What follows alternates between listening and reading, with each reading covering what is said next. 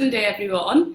I hope everyone's having a great weekend so far. For me, it's just glorious sun all weekend. So excited because even though in Singapore, you'd think I'd have sun all the time, we've had like rainy season through the summer, which is not good for me. It was great with the sun.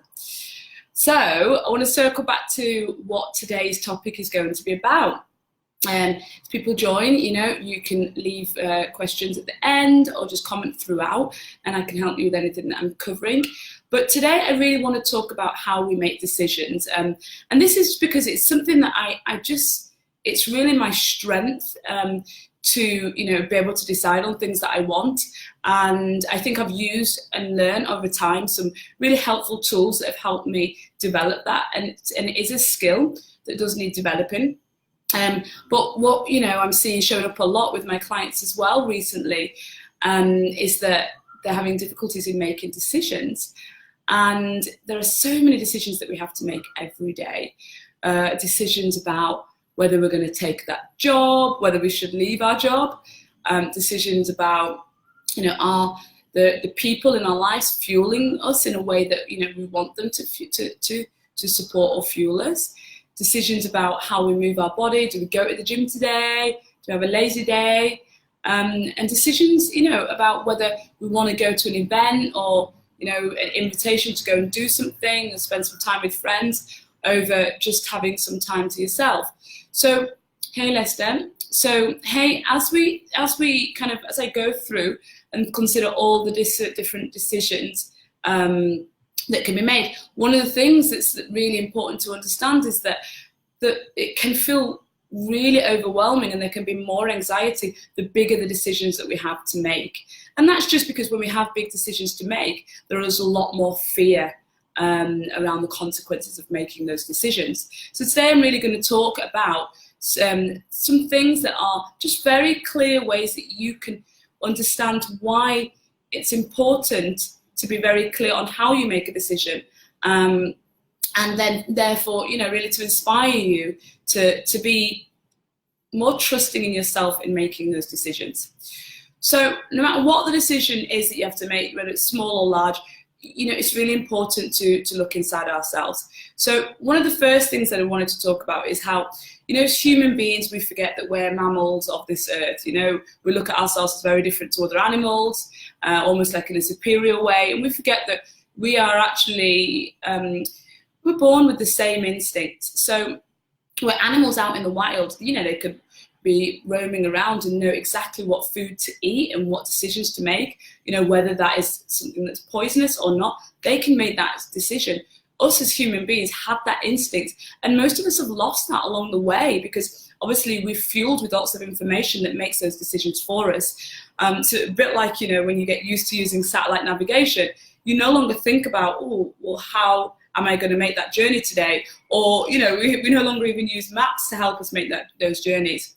So we've lost that intuition, that ability to really know that we can make decisions on things that are not, where we might not necessarily have all the information given to us in a very factual, concrete or obvious way. So a lot of making decisions is trusting that you have those animal instincts still inside you. And like any muscle, the more you train it, the more you develop it, the stronger it will be. The other thing is that when it comes to making decisions, it's very easy for us to look to others to get that decision. So we can ask friends, we can ask family members and colleagues, and all we're doing is really searching for someone to give us the answer and seeing if there's anything that resonates with us.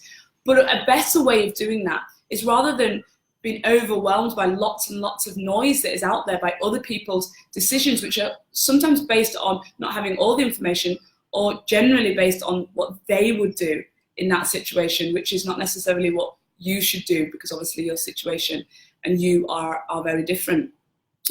So rather than being bogged down by all that noise, it's knowing that when you're going to external sources for answers to make those decisions, you're looking for something that resonates, and really that is a feeling that you're looking for. Does that feel right? So a way of reversing that is actually just going initially with that feeling in that first place, actually going inside anyway, because that's where that feeling really exists.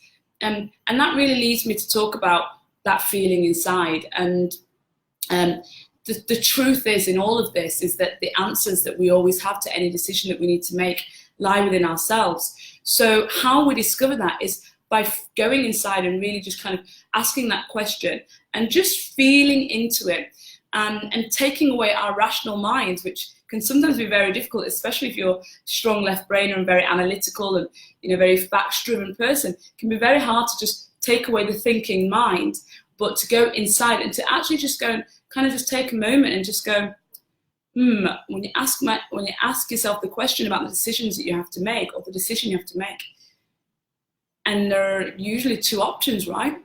But just feel into those options, and, you know, does it feel like, if I take option A, that feels light and expansive, or does option A feel quite heavy and, you know, in your body physically? How does that feel? And do the same with option B.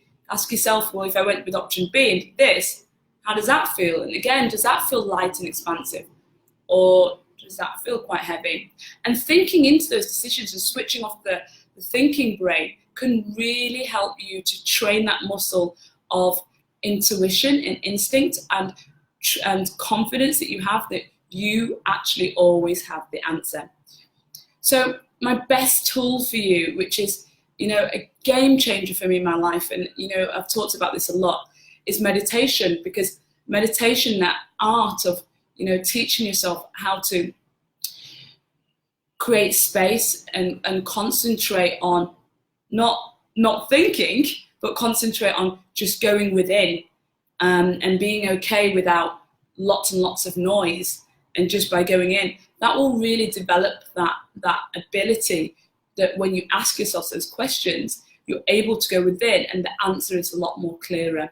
So I would definitely recommend, you know, meditation. And you can start by very simple apps. I really love Headspace as an app that can help guide you into meditation. But, you know, that's a super powerful tool that I have to recommend to you as a way of teaching yourself how to go in. So I hope that's helped you to think about, you know, how you could be really clear in making decisions and trusting that the decisions that you make are powerful and worthy decisions, and that you actually hold the answer to making decisions that are going to give you the outcome that ultimately that you need, and you don't need to look externally for those. So you know that I share, you know, lots of different tips and information that can help you to create your own sustainable, healthy lifestyle, not just on here, but over on my website. So if you go to my website, elikafit.com, you can sign up for my newsletter there. I'm actually giving a fantastic giveaway right now. And that's where, you know, you're going to be able to get information from me that I share through newsletters and various blogs on how you can keep yourself on track to reaching your health goals. But have a fantastic weekend, everybody. And, you know, if you feel this resonates with you, or you would like to explore more about it, feel free to leave me a comment below. Or if you think that this is something that somebody else needs to hear, then this is a short video that you can share with them as well. So thank you. Take care.